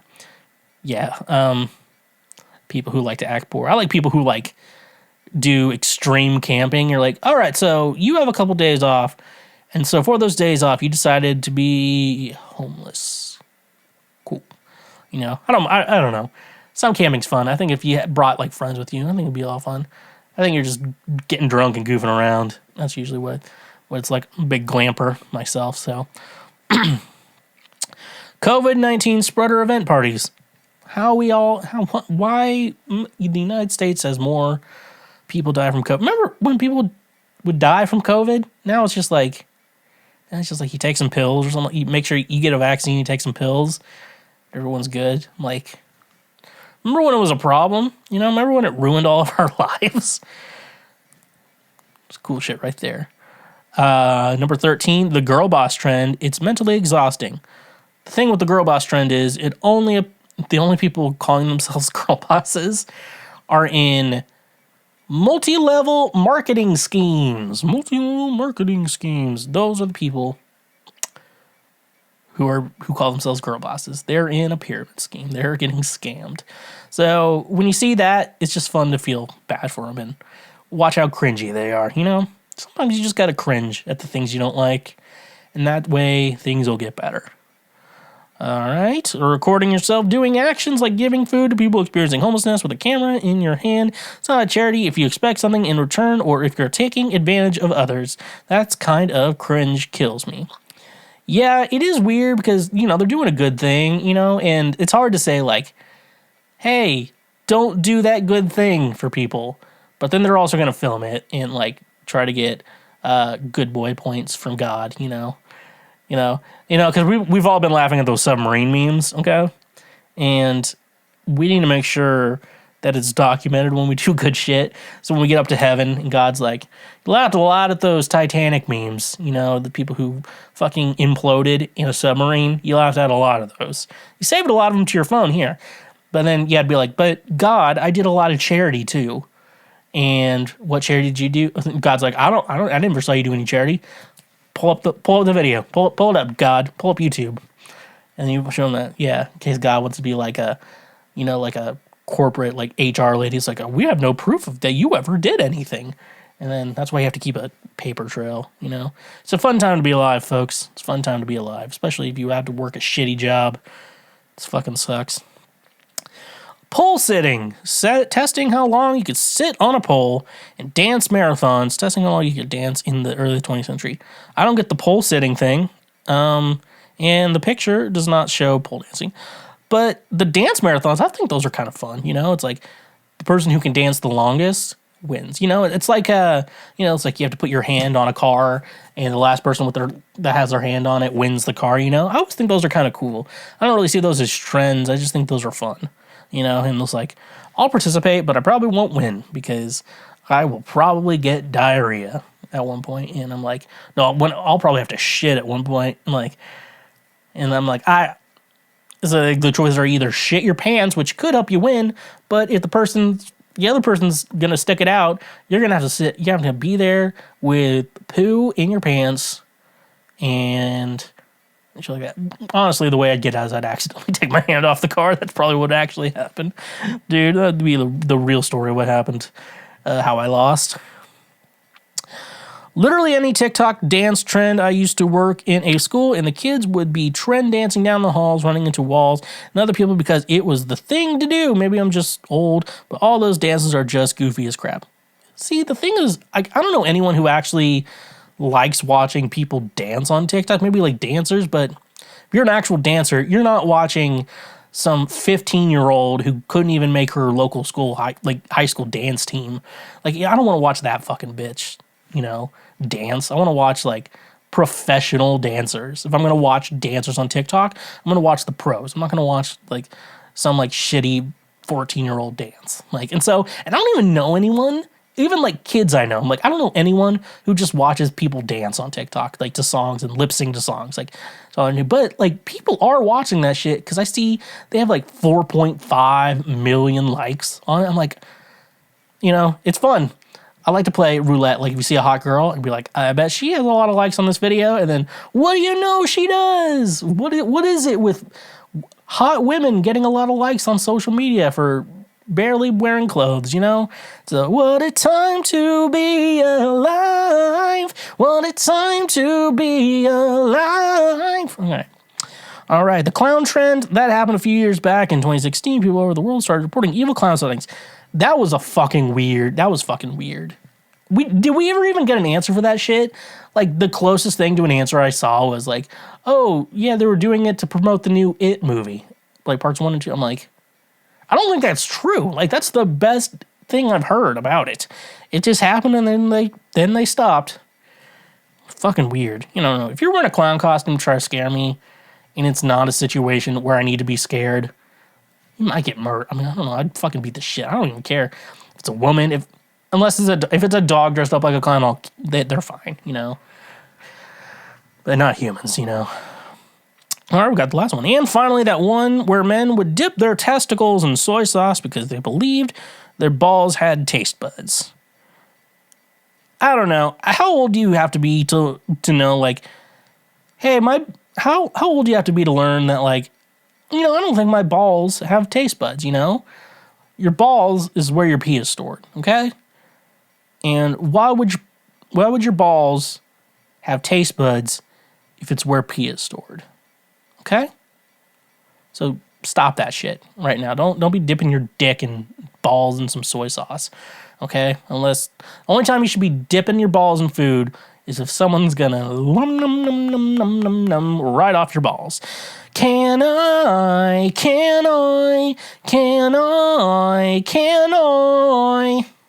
Have you ever cracked open a cold one with the boys? The vibes are on, then all of a sudden, you are out of cold ones?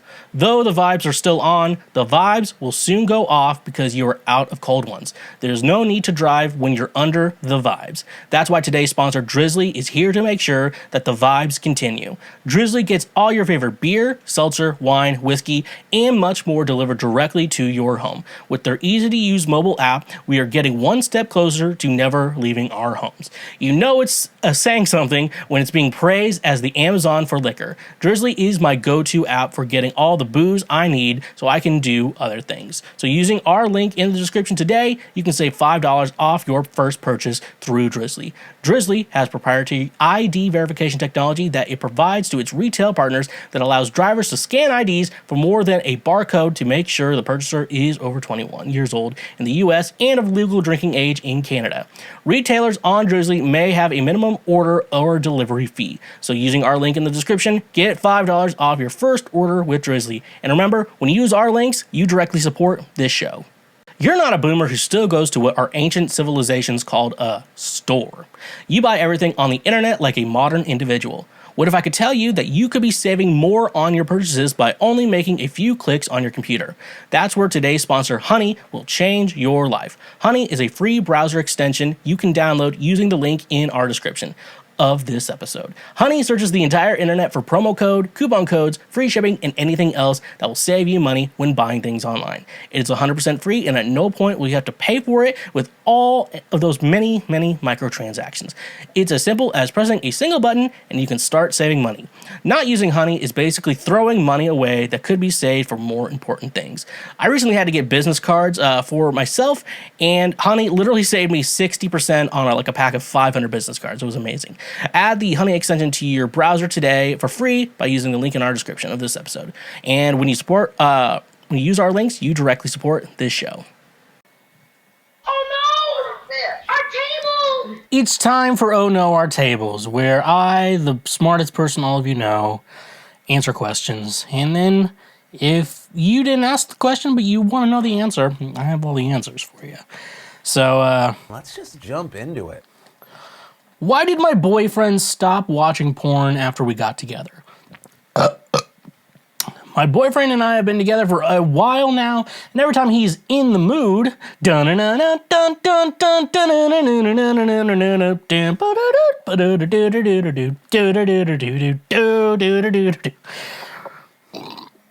while I'm busy, sorry. Oh, brother, this guy stinks! When I'm busy, I ask him if he can just go watch some porn. He told me that ever since we started dating, he stopped watching it. I asked why, and he hasn't given me an answer besides, I do it out of respect for you. I told him that I don't mind, and it's quite alright if he does what he wants. I informed him that it wouldn't be disrespectful to me at all. He insists on not watching it, but I feel bad because I know he wants to. Is he genuinely doing it out of respect? Or is there something he may not be telling me?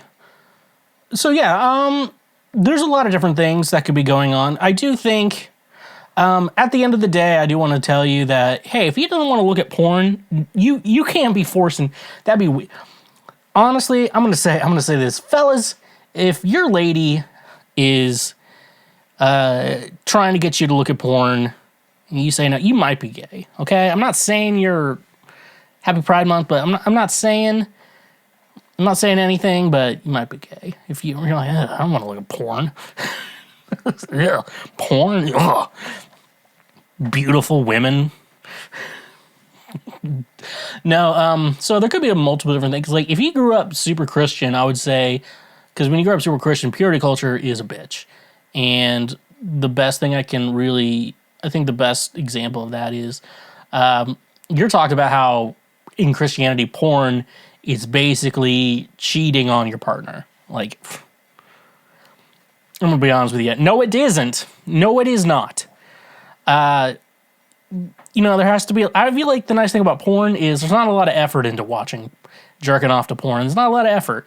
But, like, to cheat on your spouse, there's a lot of effort you gotta put in, okay? A lot of shit you gotta do. So if he grew up that way, even, like, if he doesn't believe that shit anymore, which sounds probably correct, because if you're in a Christian relationship, you'd be like, my man better not be watching porn. Well, he could be like, sometimes we have things, like, I still do Christian shit. I look like a kid. I still look like I'm, like, a youth pastor or worship leader. But in reality, I look like someone, and I know this, I look like someone who would host a Food Network show. I do look like that guy. I'm not saying I look like Guy Fieri. I'm saying I look like a guy the Food Network would hire for their food show. And guess what? I would do a great job at that shit. Okay? I would not hesitate. I would be like, I'm going to be like Phil Collins making the Tarzan soundtrack. It's just a kid's movie. We just want your music in it. Don't, just make some good songs, okay? And you go over the fucking top with it. Like, you're just like straight fire. I think about Leanne Rimes and her song "Can't Fight the Moonlight." I'm like, it's just a song for Coyote Ugly. You don't need it, nothing too big. And she made fucking "Can't Fight the Moonlight," which is a fucking banger. Great song. So there's things you do. Even if you grew up, like, I guess this is like a former kids in former cults type of thing. You still do weird things, like subconsciously, because you just grew up doing that, and that's just seems like a normal thing to you, when in reality it's not. So he maybe thinking, maybe could be like a morality type of thing. And I'm glad you actually had a discussion about this, because I feel like you're the type of lady that I think we need more of in the world, or at least this opinion, where it's like, hey, I don't want to have sex with you right now, go jerk off or something. I don't want to deal, because like at the same time, you don't want to fucking, if you ladies, you don't want to deal with your man if his balls are full of pee, one thing, and then the other balls are stored with cum, you know. Like, you don't want to deal with him, so that's good. Just go jerk yourself off, you know, if you're not in the mood. And, you know, I think that's fine. I don't think it's cheating, and I think he's just respecting you at the same time, too. So he probably grew up in a sense that, like, porn, if you're in a relationship and looking at porn, it's probably cheating. Or, if you're not in the mood, he can just wait another day or two, you know?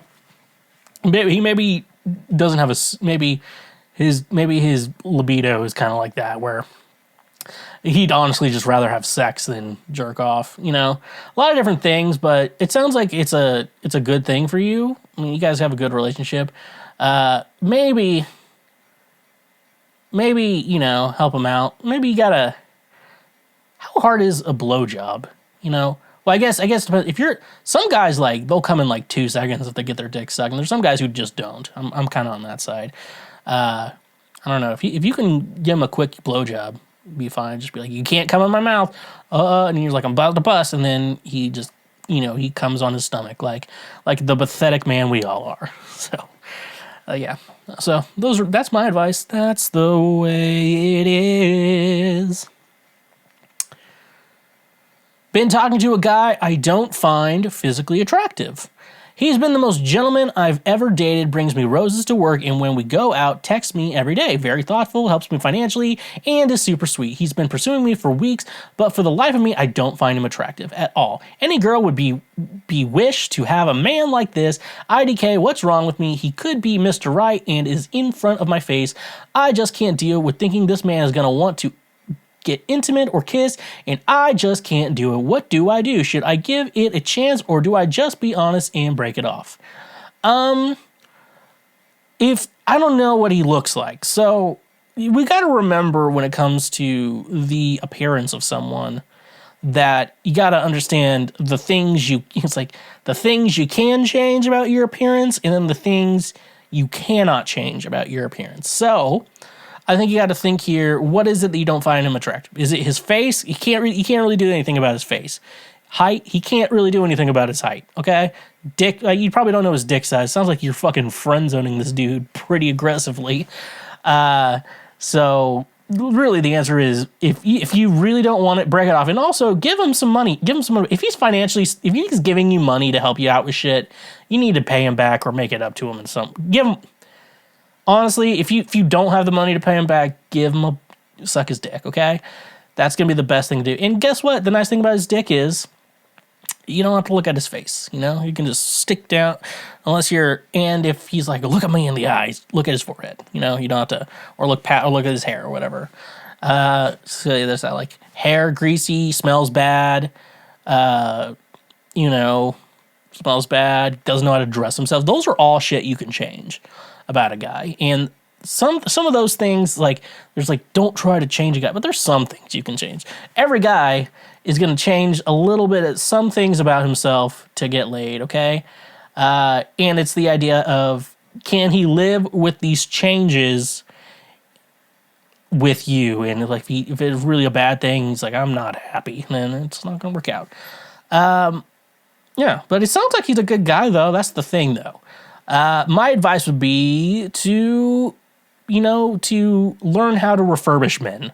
You know, if you don't know what a refurbished product is, it's basically, what I've been told is that a refurbished product is a product that was broken and sent back to the company, you know, then the company fixes it and then sells it at a discount, but it's claimed refurbished. So it's like, we found the problem, we fixed it. Yeah. Now, if you're DK oldies, you just wipe it down with the magic eraser and then call it work good. But yeah, no, I would definitely say, if you can't change his looks and you just don't find him attractive, there's nothing you can do to change his appearance, you know, to make him more attractive to you. I would say, yeah, you definitely need to call it off. And I would 100% say, either pay him back with the money he's made for you, or give him a blowjob, or give him, you know, at some point, you know, I don't think that, like, you know, the idea of, like, you take a woman out to dinner and you, like, she ordered the lobster. So, like, if she ordered the lobster, that's the most expensive thing on the menu. She needs to put out, you know, I don't think that way. I think it's like, just because you buy her shit doesn't mean she has to repay you with sex. Like, I don't think that way. But we all know when you should, you know? Like, it shouldn't be the rule, but I think it goes without saying. Like, we agree with it and don't agree with it all at the same time. It's a gray area, and gray areas are confusing. So, yeah, I would say if you really don't want to be in a relationship with this guy, you need to call it off. Like, don't, because it sounds like you're fucking friend-zoning this dude, and I feel bad for this dude at this point. Especially when money gets involved in this shit, that's when things get really bad. So yeah, I think you need to do that, and you gotta suck his dick too to make up for all the money you've taken from this guy, even though you're leading him, because it sounds like you're leading him on, and with no intention of, you know, putting out. So you need to put out. Why do people have zero sympathy for the people on the submarine? I mean, I get it. It was a stupid decision, but there's still people who don't deserve to die. Yeah, so I agree with you. I would say they don't deserve to die. However, I think I said that I believe in the My Name is Earl karma, and so all I believe is it's karma. And why people have zero sympathy for these people, I would say the main reason is that, one, $250,000 to even get a seat get to sit crisscross applesauce on the floor of this little giant fleshlight. It does look like a fleshlight, okay? The sub looks like a fleshlight. So it's $250,000 to get in this thing. So you got to be rich already to even get in this thing. So the people who died are billionaires, and like I say, you can't become a billionaire without being unethical and hurting people. That's just the facts of life, and that's how it is. So these people probably did a lot of bad things in their life, because you can't become a billionaire without doing bad things. And yeah, and so another thing is just we're at such peak capitalism that, you know, this guy, the guy who made the sub, he's like cutting corners to get it to work so it's cheaper, but yet still charging $250,000 for a tour of the Titanic in the submarine. So yeah, there's a lot of things, like, it was, you know, it was a stupid decision, and yeah, it's just peak capitalism, because capitalism is make the most amount of money while, you know, paying people so little and doing so little and doing things so cheap and cutting corners and stuff like that. Cutting corners. Yeah, have you ever cut corner? Like, have you actually had like a piece of paper, and then you cut the corners off of it? You're just making more corners. Like, you know, you're not actually making things better. And especially with shit like that, like, would you let those people run a roller coaster? Absolutely not. The nice thing about roller coasters, you get to see people die before you, you know, and like a good roller coaster is tested out a lot, you know. So yeah, I think that's why people have zero sympathy. It's just rich people who, you know, if you're, you know, rich people, they had to do unethical and horrible things to get that millions of dollars. And yeah, and so they hurt a lot of people, and karma got to them. So since karma got to them, they're karma's problem now. Still think it's funny how the fucking Logitech remote survived. They found it on the fucking ocean floor. The Titanic, it's like the Titanic, the ship. And then a Logitech gaming controller down there too. Yeah. And if you really want the Titanic experience, Branson, Missouri has it. I went to that thing. It was all right. I think I have Titanic on VHS, which, you know, cool. What a time to be alive. Because like, oh, Netflix, you can just watch it all straight through. Back in my day, we had to take out the second VHS in the middle of the movie to put it back in, you know. Cool stuff, slick stuff, neat stuff. Any tips for guys in the dating scene who are responsible gentlemen, but tired of getting the "I wish you well, you seem really nice" feedback? The best advice I can give you is lower your standards and you know, if you're the kind of guy who's like, I don't like fat chicks, you're gonna have to date fat chicks. I'm sorry.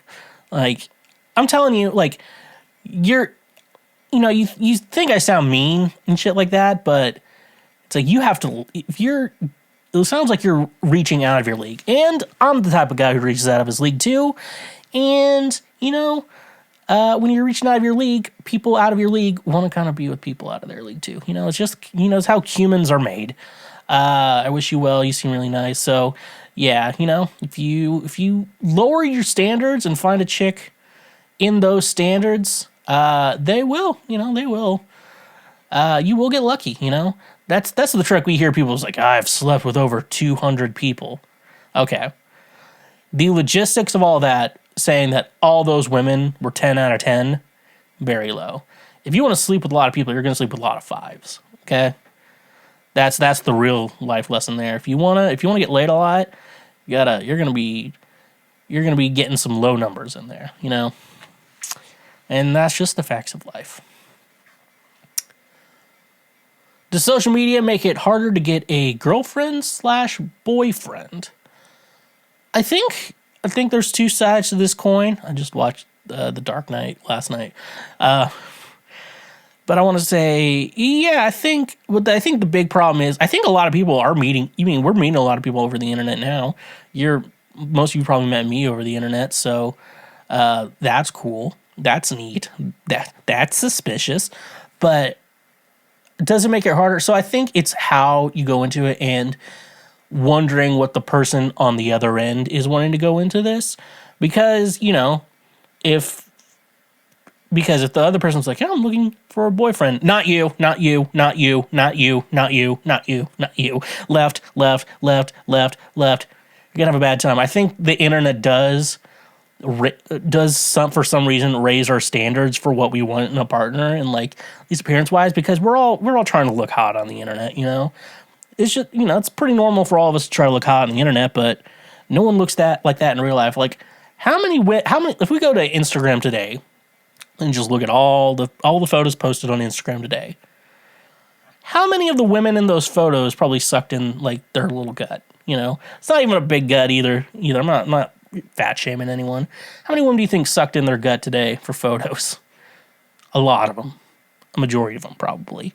And so it gives us unrealistic. I think that's the real problem with social media, is it gives us unrealistic expectations. However, if you meet someone on social media and you trick them into going on a date with you, I think it works out really well. So one side, it helps you meet people, and I think that's the great part. The other side of it is, like, we for some reason have to raise our standards, because when you shop in a store, if you need something to go to a store, you just buy the best product they have there. When you're like shopping online, you're like, I'm going to scour 500 websites to find the perfect one. And we made dating out to be like that. I hate it too. I'm not on dating apps anymore because of that. I just be weird in real life, So yeah, so it makes it harder. It makes it easier to meet people, harder. I think it can make it harder if you're legitimately just searching for a boyfriend or girlfriend. I think you're going to have a really rough time. Because I think it's really unhealthy, but how we look for mates on the internet. It's not healthy. It's not the way the flying spaghetti monster intended for things to work. So that's when we need to calm down. Do people really visit dermatologists just to get pimples and blackheads squeezed? I'm a huge fan of pimple popping videos, especially blackhead extractions, but it made me think a lot of those videos look quite professional. I understand there are some things that a person couldn't do themselves, like on their back or really large affected cyst type things, but I'm talking about simple blackheads on the face. So are people really making an appointment, paying and taking time to go to a dermatologist just to do something they could do at home? Yeah, I actually thought that for a while too. It's just like, why are people? Because I didn't know when you first get into like pimple popping videos, you're just like, how could you let something get that bad? Like, I get a little zit and I just pop it so it doesn't grow anymore. That's like what I do. And like, blackheads, you just squeeze your nose, try to get a lot out.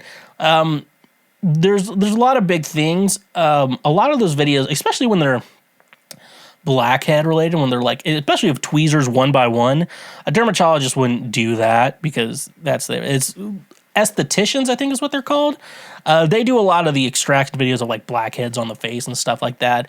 I know dermatologists can do that too. I think Dr. Lee does that, but she like charges a lot. For stuff like that, they do charge a little bit more. I don't think they're medically necessary, so a lot of insurance don't pay for it, so you're probably paying out of pocket if you're in the United States. I don't know what they do in the UK if you have zits, but estheticians are usually the ones taking care of that. They're doing facials and shit like that. They're the ones making all the plucking out all the individual blackheads or squeezing them out.